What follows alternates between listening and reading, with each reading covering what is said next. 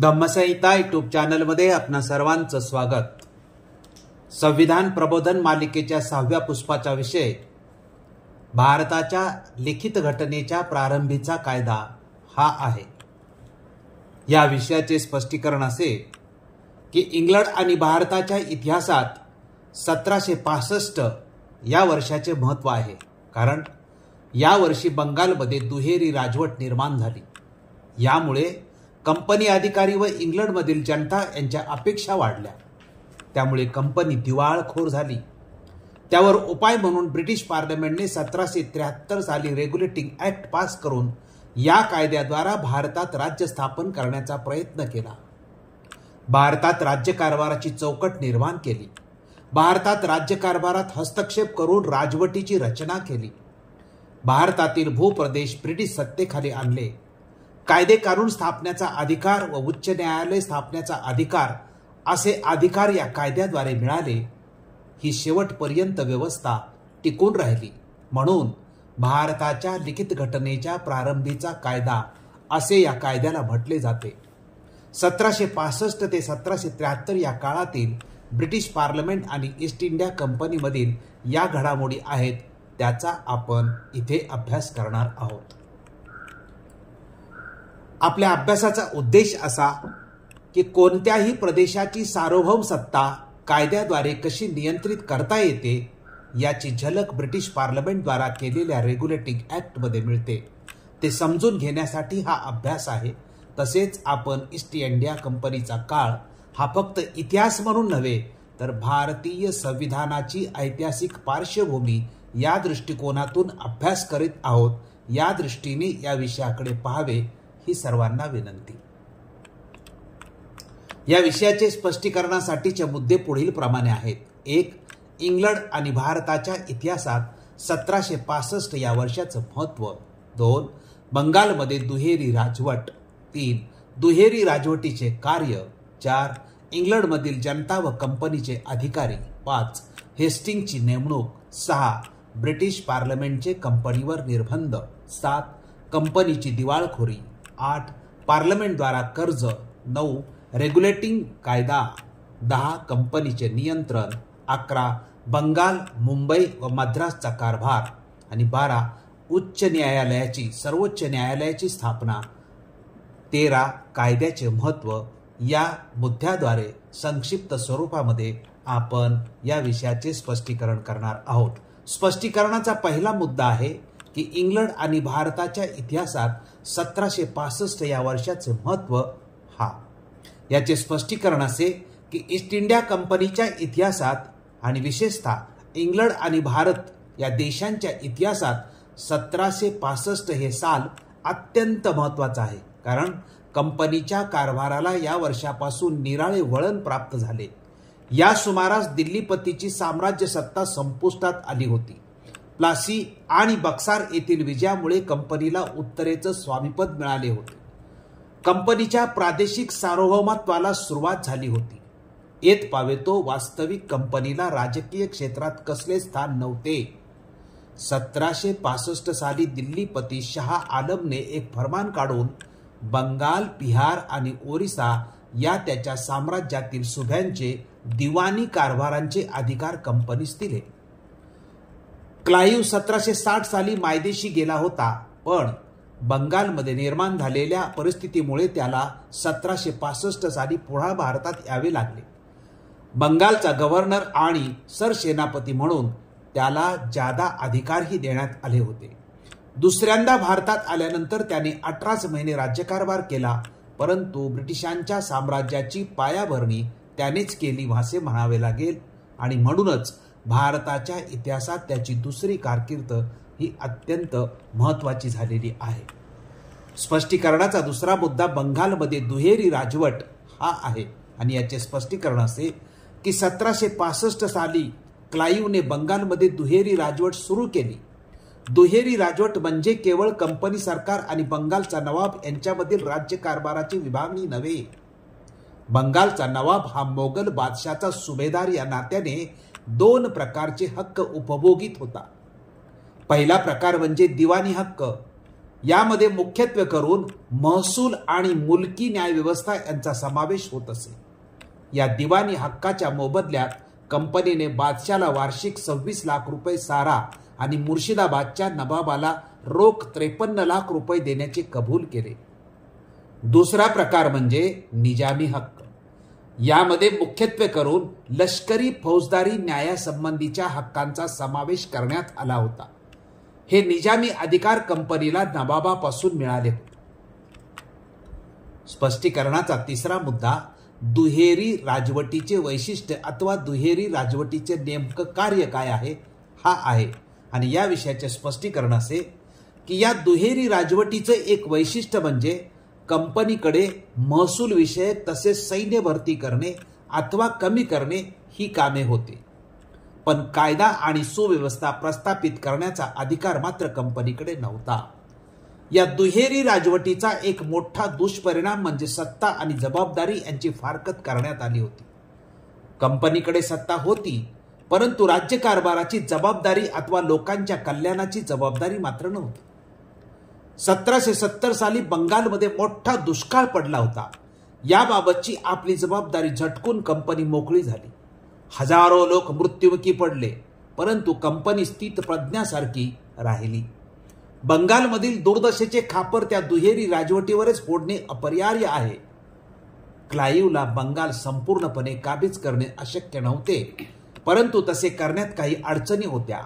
British पार्लमेंटला कंपनीचे हे चढाईचे धोरण रुचण्यासारखे नव्हते आणि म्हणूनच फक्त दिवाणी अधिकारावरच तृप्त राहणे भाग होते. आणखी एका कारणामुळे कंपनीला बंगालची राज्यव्यवस्था स्थापण्याकडे आपल्याकडे घेणं शक्य नव्हतं. या कामासाठी लागणारं आवश्यक ते मनुष्यबळ कंपनीकडे नव्हते. कंपनीकडे जे लोक होते ते केवळ हिशोब लिहिणारे कारकून होते. राज्यकारभाराचे त्यांना मुळीच ज्ञान नव्हते. अशा प्रकारे 1765 ते 1772 या काळात बंगालमध्ये दुहेरी राज्यव्यवस्था कार्यान्वित होती. स्पष्टीकरणाचा चौथा मुद्दा इंग्लंडमधील जनता व कंपनीचे अधिकारी हा आहे. आणि याचे स्पष्टीकरण असे की कंपनीला दुहेरी राजवटीद्वारा राज्याधिकार मिळाल्याचे वृत्त वाचून इंग्लंडमधील सभासदांच्या मनात कंपनीविषयी भलत्या अपेक्षा निर्माण झाल्या. नफ्याचा अधिक हिस्सा आपल्याला मिळावा अशी मागणी त्यांनी सुरू केली आणि 1766 साली नफ्याचा दर 6% 10% गेला आणि 1767 साली हे प्रमाण तर 12.5% बनले. कंपनीला राज्याधिकार प्राप्त झाला, परंतु त्यामुळे कंपनीची आर्थिक स्थिती मात्र सुधारली नाही. कंपनीच्या अधिकाऱ्यांनी मात्र आपल्या सत्तेचा दुरुपयोग करून व कंपनीच्या परवान्यांचा आपल्या खाजगी व्यापारासाठी वापर करून स्वतःचे आर्थिक कल्याण साधले होते. कंपनीच्या अधिकाऱ्यांना इंग्लंडमध्ये नवाब म्हणून ओळखले जात होते. याचे कारण हे की या ना त्या कारणाने भारतातून अलोट संपत्ती आपल्या मायदेशाला घेऊन जात व समाजात प्रतिष्ठेने वागत. स्पष्टीकरणाचा पाचवा मुद्दा दुहेरी राजवट नष्टतेसाठी वॉरन हेस्टिंगची नेमणूक हा आहे. आणि याचे स्पष्टीकरण असे की कंपनीच्या राजवटीत हिंदी लोकांची दैन्यावस्था पराकोटीला गेली होतीच. कंपनीच्या डायरेक्टर्स पर्यंत अधिकाऱ्यांच्या अनितीच्या आणि अन्यायाच्या वार्ता जाऊन थडकू लागल्या. कंपनीला मिळणारा पैसा या दुहेरी राजवटीमुळे नायब दिवाणांच्या खिशात जाऊन पडतो असा त्यांना संशय येऊ लागला आणि म्हणूनच 1772 साली ही दुहेरी राजवट नाहीशी करण्यासाठी लॉर्ड हेस्टिंगची नेमणूक करण्यात आली. बंगालच्या राज्यव्यवस्थेमध्ये संपूर्णतया सुधारणा करण्यासाठी आवश्यक ते सर्व हक्क त्याला देण्यात आले आणि योग्य त्या मार्गाचा अवलंब करून ही राजवट मोडून काढण्याचा आदेश दिला. दुहेरी राजवट 1772 साली हेस्टिंग्सने नष्ट केली. या बदलामुळे कंपनीचा अधिकार आणि इंग्लंडचे सार्वभौमत्व भारतावर शाबित झाले होते. हेस्टिंग्सने दोन्ही नायब दिवाणांना प्रथम कैदेत टाकले आणि प्रदीर्घ चौकशीनंतर त्यांची सुटका केली. अशा रीतीने दुहेरी राजवटीचा अस्त झाला. क्लाईव्हने पुकारलेली ही दुहेरी राजवट म्हणजे घटनेच्या प्रगतीच्या इतिहासातील एक महत्त्वाचा टप्पा होय. स्पष्टीकरणाचा सहावा मुद्दा ब्रिटिश पार्लमेंटचे कंपनीवर निर्बंध हा आहे आणि याचे स्पष्टीकरण असे की दुहेरी राजवट इकडे भारतात चालू असताना कंपनीची आर्थिक दिवाळखोरी निघण्याची पाळी आली होती. कंपनीचे नोकर नवाब बनू लागल्यामुळे इंग्रज समाजाला त्यांच्या हेतूबद्दल शंका वाटू लागली. पार्लमेंटमध्ये मूलभूत स्वरूपाचे प्रश्न उपस्थित केले जाऊ लागले. व्यापारी कंपनीला स्वतःच्या अधिकारात एखाद्या प्रदेशाची सार्वभौम सत्ता स्वीकारता येते का, असे घटनात्मक प्रश्न उपस्थित होऊ लागले. पार्लमेंटने कंपनीच्या कारभाराकडे लक्ष पुरवावे असा ध्वनी उमटू लागला.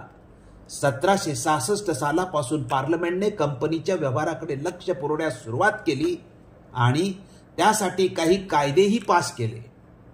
कंपनीने प्रतिवर्ष 4 लाख पौंड ब्रिटिश खजिन्यात भरावेत.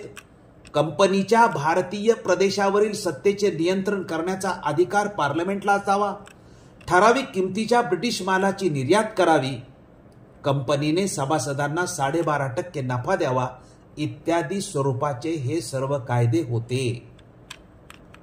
स्पष्टीकरणाचा 7वा मुद्दा कंपनीची दिवाळखोरी हा आहे आणि याचे स्पष्टीकरण असे की कंपनीवर अशा तऱ्हेचे निर्बंध घालण्यात आले होते याचे कारण कंपनीला अपरिमित फायदा भारताच्या व्यापारात होतो अशी ब्रिटिशांची समजूत झालेली होती. कंपनीने केवळ जास्त टक्के नफा द्यावा एवढेच नव्हे तर सरकारला देखील खंडणी द्यावी अशी इंग्रजांची भावना होती. कंपनीच्या नोकरांच्या ऐश्वर्याकडे पाहून ब्रिटिश लोकांची अशी समजूत झाली असली तरी त्यात नवल काही नव्हते. परंतु प्रत्यक्षात मात्र कंपनीचा पाय खोलात रुतत होता. कंपनीचा कर्जभार 60 लाख पाऊंडाहून अधिक झाला होता. व्यापार आणि राज्यकारभार यासाठी कंपनीला सुमारे 30,000 सैन्य ठेवावे लागले होते. शिवाय निवृत्ती वेतन, ब्रिटिश राजांची खंडणी, नवाबाचा तनका, बादशाला द्यावयाचा नजराना इत्यादीसाठी 10 लाख पौंड कंपनीचे प्रतिवर्षी खर्च पडत. तसेच युद्धात कंपनीचा बराच पैसा खर्च होत असे. नोकरांच्या अप्रामाणिकपणामुळे कंपनीच्या उत्पन्नात घट होऊ लागली. याच सुमारास कंपनीवर 2 मोठे प्रसंग बेतले. 1769 साली हैदर अलीने कंपनीचा कर्नाटकात पराभव केला आणि बंगालात दुष्काळ पडल्यामुळे सुमारे 1/3 बंगाल निर्मनुष्य झाला. यामुळे कंपनीला आपल्या आर्थिक जबाबदाऱ्या पुऱ्या करणे अशक्य झाले व 1772 साली कंपनीला सरकारकडे कर्जाची याचना करावी लागली. दिवाळखोरी टाळण्याचा तो एकच मार्ग कंपनीपुढे शिल्लक होता. स्पष्टीकरणाचा 8वा मुद्दा पार्लमेंटद्वारा कर्ज हा आहे. याचे स्पष्टीकरण असे की पार्लमेंटने कंपनीला हवे असलेले 14 लाख पौंडाचे कर्ज मंजूर करताना कंपनीचा कारभार नियंत्रित करणारा कायदा तयार करण्यासाठी एका समितीची नेमणूक करण्यात आली. लॉर्ड नॉर्थने कंपनीच्या कार्यपद्धतीत आमूलाग्र व दूरगामी स्वरूपाचे बदल करण्याचे ठरवले. पार्लमेंटने कंपनीसाठी 14 लाख पौंड कर्ज 4% मंजूर केले आणि हे कर्ज फिटेपर्यंत डायरेक्टरांना 6%हून अधिक नफा देऊ नये असे ठरवले. तसेच कंपनीने आपले 6माही अहवाल ब्रिटिश ट्रेजरीला सादर करावेत आणि ठराविक किमतीच्या ब्रिटिश मालाची निर्यात ब्रिटिशांच्या पूर्वेकडील वसाहतीत केली पाहिजे अशा तऱ्हेने निर्बंध घातले. स्पष्टीकरणाचा 9वा मुद्दा रेग्युलेटिंग ऍक्ट हा आहे आणि याचे स्पष्टीकरण असे की पुढे कंपनीच्या कारभारात प्रत्यक्ष हस्तक्षेप करण्यासाठी म्हणून 1773 साली ब्रिटिश पार्लमेंटने रेग्युलेटिंग ऍक्ट नावाचा कायदा पास केला. रेग्युलेटिंग ऍक्ट म्हणजे पार्लमेंटच्या हिंदुस्थानच्या राज्यकारभारात केलेला पहिला हस्तक्षेप होय. भारताच्या सार्वभौम सत्तेचे सत्तांतर व्यापारी कंपनीकडून ब्रिटिश राज्यसत्तेकडे होण्यासाठी ज्या अनेक प्रक्रिया झाल्या त्याची सुरुवात या रेग्युलेटिंग ऍक्टने झाली. कंपनीच्या कारभारावर नियंत्रण आणण्याच्या हेतूने हा कायदा पार्लमेंटने 1773 साली पास केला. या कायद्याचे महत्त्व जाणून घेण्याकरता प्रथम आपणास कंपनीची रचना व कार्यपद्धती यांची माहिती करून घेणे सुद्धा आवश्यक आहे. कंपनीची रचना ही 1698 साली दिलेल्या सरदेप्रमाणे थोड्याशा फेरफाराने 1773 पर्यंत तशीच रूढ होती. कंपनीचे अधिकार अत्यंत विस्तृत स्वरूपाचे होते आणि त्यावर नियंत्रण ठेवणे आवश्यक आहे असे वाटल्यावरूनच 1773 साली पार्लमेंटने एक कायदा पास करून कंपनीच्या कारभारात अनेक बदल घडवून आणले. स्पष्टीकरणाचा 10वा मुद्दा कंपनीचे नियंत्रण हा आहे आणि याचे स्पष्टीकरण असे की या कायद्याने म्हणजेच रेग्युलेटिंग ऍक्टने कंपनीच्या कार्यपद्धतीत आणि रचनेत काही बदल केले. ते बदल असे आहेत की कंपनीच्या कोर्ट ऑफ प्रोप्रायटरची निवडणूक करण्याकरिता मतदानासाठी पूर्वी किमान भाग भांडवल 500 पाऊंडाचे असणे आवश्यक होते. त्याची मर्यादा या कायद्याने 1000 पाऊंड केली. भाग भांडवल निवडणुकीपूर्वी कमीत कमी 12 महिने तरी त्या मतदाराचे असले पाहिजे अशी अट लादली. डायरेक्टरांची निवडणूक प्रतिवर्षी होत असे ती बंद करून तिच्याऐवजी डायरेक्टर बोर्डाची मुदत 4 वर्षाची केली आणि 1/4 डायरेक्टर प्रत्येक वर्षी निवृत्त व्हावेत व त्या जागी नवीन डायरेक्टरांची निवड व्हावी असे ठरवण्यात आले.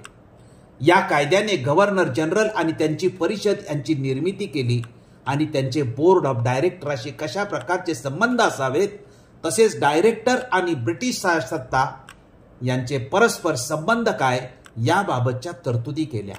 बंगालच्या सहपरिषद गव्हर्नर जनरल कडून जे कागद येतील त्याच्या नकला 14 दिवसाच्या आत ब्रिटिश सरकारकडे दाखल करण्याचे डायरेक्टरावर लादले. महसूल विषयक सर्व पत्रव्यवहार ब्रिटिश ट्रेझरीकडे आणि इतर लष्करी व मुलकी बाबीविषयीची कागदपत्रे राज्य सचिवाकडे पाठवावी लागत. बंगालचा सहपरिषद गव्हर्नर जनरल आणि मुंबई मद्रासच्या गव्हर्नरांना डायरेक्टरांच्या आज्ञेचे पालन करावे लागे. कंपनीचे हित अबाधित राखण्याकरिता सर्व व्यवहारांची माहिती डायरेक्टरांना वारंवार पुरवावी लागेल. स्पष्टीकरणाचा 11वा मुद्दा बंगाल, मद्रास व मुंबईचा कारभार हा आहे आणि याचे स्पष्टीकरण असे की या कायद्याने बंगालच्या सरकारात बदल करण्यात आला. बंगाल, बिहार, ओरिसा या भागावर असलेल्या गव्हर्नर जनरल असा किताब देण्यात आला व त्याच्या मदतीसाठी म्हणून 4 सल्लागाराची एक समिती नेमण्यात आली. वॉरन हेस्टिंगची गव्हर्नर जनरल म्हणून नेमणूक केली.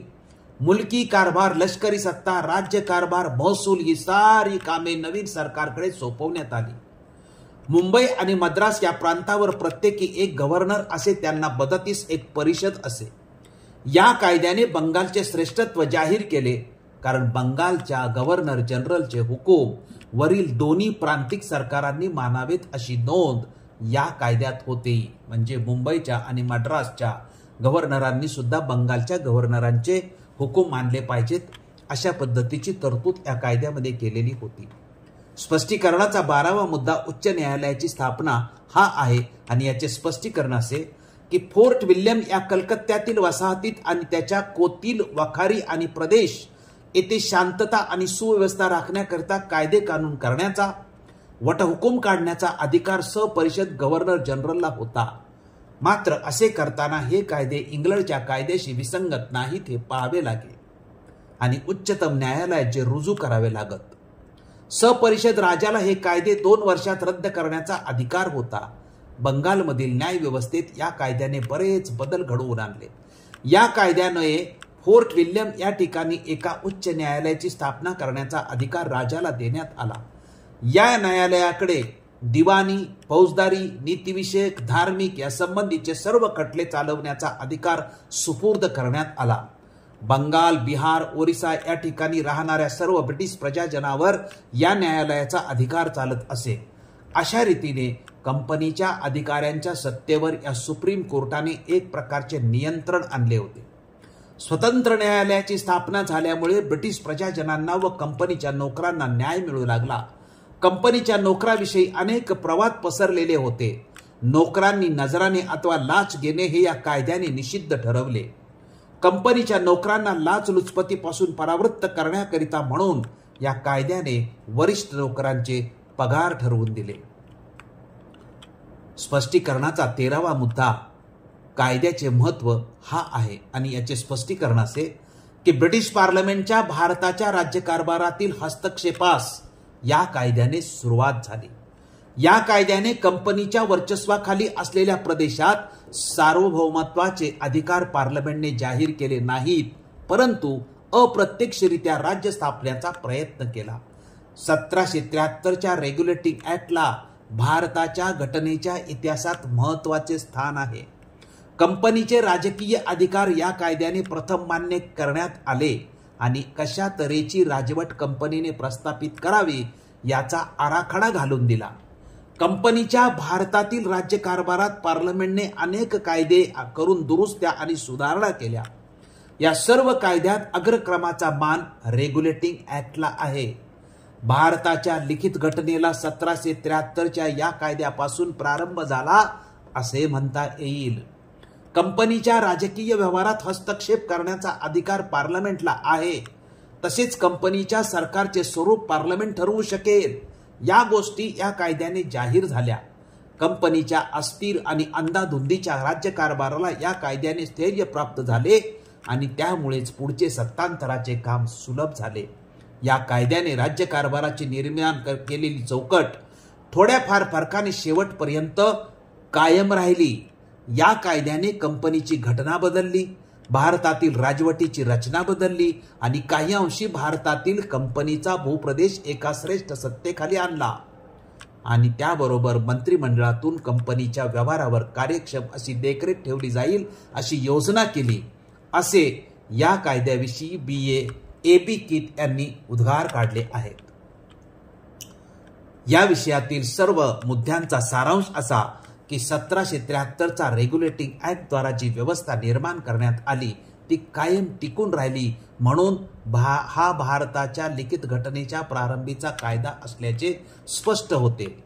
आम्ही भारताच्या लिखित घटनेच्या प्रारंभीचा कायदा या विषयाची जी माहिती दिली ती आपण लक्षपूर्वक ऐकली व पाहिली त्याबद्दल आपणा सर्वांचे मनपूर्वक आभार मानतो. आपण हा व्हिडिओ जास्तीत जास्त लोकांपर्यंत पाठवून संविधान प्रबोधन मालिकेला यशस्वी करण्यासाठी सहकार्य करावे ही विनंती. धन्यवाद.